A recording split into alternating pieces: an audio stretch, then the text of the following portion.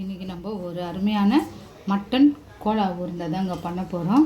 ரொம்ப சிம்பிளாக செய்யலாம். பாருங்கள், இப்படி பொன்னிறமாக நல்லா இருக்குது. நான் ஒன்று ஓப்பன் பண்ணி காட்டுறேன். இப்படி ஒரு அருமையான கமகமன்னு இருக்குது பாருங்கள். வெறும் வாய்க்கே சாப்பிட்லாம். இப்படி ஒரு அருமையான கோலா உருண்டை எப்படி செய்யலாம் பார்க்கலாம் வாங்க. எண்ணெய் சூடாகிட்டு இருக்குதுங்க. தாளிக்கிறதுக்கு சோம்பு, பட்டை, லவங்கம் எல்லாம் போட்டு இதில் போட்டுடலாம். ஒரு வெங்காயம் பொடியாக கட் பண்ணி வச்சுருக்கோம், அதையும் இதில் சேர்த்துக்கலாம்.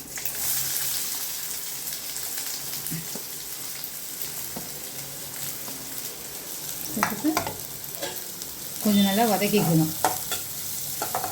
பொன்னிறமெல்லாம் ஆக தேவையில்லைங்க. ஒரு பாதி வதக்கினா போதும். கூடவே இதில் ஒரு 4 கறிவேப்பிலையும் சேர்த்துக்கலாம்.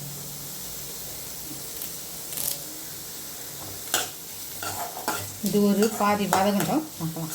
ஒரு பாதி அளவுக்கு வெங்காயம் வதங்கிடுச்சிங்க. இப்போது இதுக்கு தேவையான மசாலாலாம் நம்ம சேர்த்துக்கலாம்.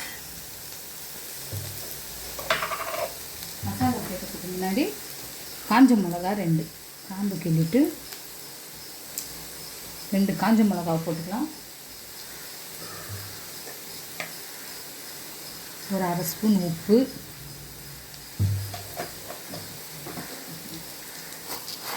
ஒரு ஸ்பூன் தனியா, இதெல்லாம் போட்டு கொஞ்சம் வதக்கிக்கலாம்.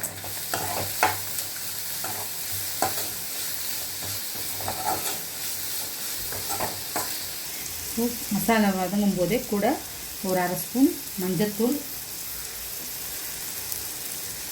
ஒரு 1/2 ஸ்பூன் கரம் மசாலா, ஒரே ஒரு ஸ்பூன் மிளகாவும் தனியாவும் சேர்ந்த பவுடர். தனித்தனியாக இருந்தால் கூட நீங்கள் தனித்தனியாக ஒரு ஸ்பூன் போட்டுக்கோங்க. நான் சேர்ந்த அர்த்தத்தில் ஒரே ஸ்பூனாக கலந்து போட்டுக்குவேன். இது ரொம்ப வதங்க தேவையில்லைங்க. அது இதுவாகிடும், கற்றுடும். அதனால் இது மசாலா போட்டதுமே உடனே மட்டனு நல்லா ஒரு 1/4 கிலோ வாங்கி போன்லெஸ் எடுத்து ஒரே ஒரு விசில் வச்சு இதை நல்லா பொடியாக கட் பண்ணி வச்சுருக்கேங்க. இதை போட்டுக்கலாம். பச்சையாக போட்டோம்னா அது ரொம்ப நேரம் ஆகும் வேகிறதுக்குன்றதால நான் ஒரே ஒரு விசில் வச்சு அது வெந்ததுமே பொடியாக கட் பண்ணி இதில் சேர்த்துக்கணும். தண்ணி மட்டுக்கு சேர்க்கக்கூடாதுங்க. அப்படியே நம்ம எண்ணெயிலேயே ஒரு 10 நிமிஷம் வதக்கிட்டு அரைக்க வேண்டியது தான். ஒரு 10 நிமிஷம் வதங்கட்டும். நம்ம நல்லா கலந்துட்டு அப்படியே மூடி வைக்கலாம். இப்போது ஒரு 10 நிமிஷம் ஆயிடுச்சுங்க. நடுவில் ஒரு 2 முறை கலந்து விட்டாச்சு. இப்போது இதை நம்ம நல்லா ட்ரையாக இருக்குது. இதை அப்படியே கொஞ்சம் ஸ்டவ் ஆஃப் பண்ணிவிட்டு நல்லா ஆறுனதுமே மிக்ஸி ஜாரில் போட்டு கொஞ்சம் கொரன்னு அரைச்சிட்டு வரணுங்க. ரொம்ப முழுமுன்னு தேவையில்லை, நைஸாக கொஞ்சம் கொரன்னு அரைச்சிட்டு வர வேண்டியது தான். இது ஆறுனதுமே நான் மிக்ஸி ஜாரில் போட்டு காட்டுறேன். நல்லா ஆறிடுச்சுங்க. இப்போது நம்ம மிக்ஸி ஜாரில் போட்டு கொஞ்சம் கொரன்னு அரைச்சிட்டு வந்துடலாம். இது அதிகமாக இருக்கிறதால நான் 2 முறை போடுறேன். இப்போ நல்லா நம்ம பாருங்கள் அரைச்சிட்டு வந்துட்டேன். கொஞ்சம் கொரன்னு இருக்கணுங்க. ரொம்ப நைஸாக இருந்தாலும் நல்லா இருக்காது. இப்போது இதுக்கு தேவையான அளவுக்கு நம்ம கொஞ்சம் பொட்டுக்கடலை அரைச்சி வச்சுருக்கேன், பாதி போட்டுக்கிறேன். தேவைப்பட்டால் மீதி சேர்த்துக்கலாம். இப்போதைக்கு பாதி போட்டுக்கிறேன். நான் முட்டை ஒரு முட்டையை உடச்சி கலந்து வச்சுருக்கோம். ஆனால் ஒரு முட்டை போட போகிறதில்ல, பாதி தாங்க அதுவும் ஊற்ற போகிறோம். அவ்வளோதான். இதெல்லாம் போட்டதால் ஏற்கனவே கொஞ்சம் உப்பு போட்டிருக்கிறோம். இப்போ இதெல்லாம் மசாலா கொஞ்சம் சேர்த்ததால் இன்னும் ஒரு 1/4 ஸ்பூன் உப்பையும் சேர்த்துக்கிறேன்.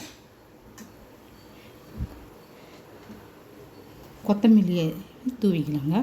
அவ்வளோதான். எண்ணெய் சூடாகிட்டு இருக்குது. எண்ணெய் ஊற்றி வச்சுட்டேன், சூடாகிட்டு இருக்குது. இதை நம்ம நல்லா கலந்து சின்னதாக உருண்டைகளாக்கிக்கலாம். நல்லா இப்படி சிறு உருண்டைகளாக்கி வச்சுக்கலாங்க. ஒரு 4 செஞ்சதும் நம்ம ஒன்றா அதில் போட்டு எடுத்துக்கலாம். இப்போ சின்ன உருண்டைகளாக்கி அப்படியே நம்ம இந்த சூடான எண்ணெயில் போட்டு பொரிச்சு எடுத்துக்கலாங்க. ரொம்ப போட தேவையில்ல, ஒரு 2 தான் போட்டு ஃபஸ்ட்டு கம்மியாகவே போட்டு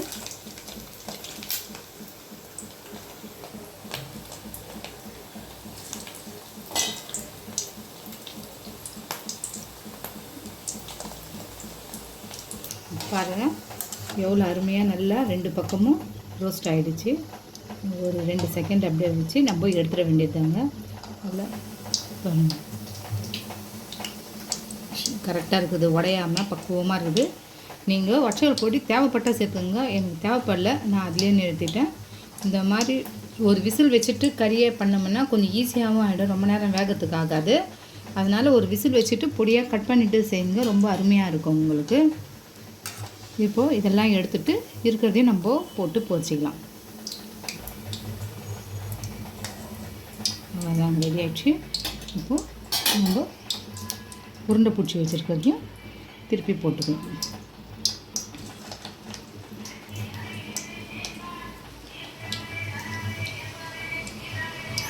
நம்ம அடுத்த செட்டப் இதுவும் போட்டு தான் எடுத்தாச்சுங்க. நல்லா வெந்துடுச்சு, கலர் பாருங்கள், நல்லா பொன்னிறமாக ஆகிடுச்சு. மீதி இருக்கிறதையும் போட்டு எடுத்துடலாம். அவ்வளோதாங்க, நம்ம ஒரு ஈஸியான ஒரு மட்டன் கோலா உருண்டை செஞ்சாச்சு. இதே மெத்தடில் நீங்களும் ஒரு முறை செஞ்சு பாருங்கள், எப்படி இருக்குதுன்னு கமெண்ட்டில் சொல்லுங்கள். இந்த வீடியோ பிடிச்சிருந்தா ஒரு லைக் பண்ணுங்கள். மீண்டும் நம்ம மற்றொரு வீடியோவில் சந்திக்கலாம். தேங்க்யூ.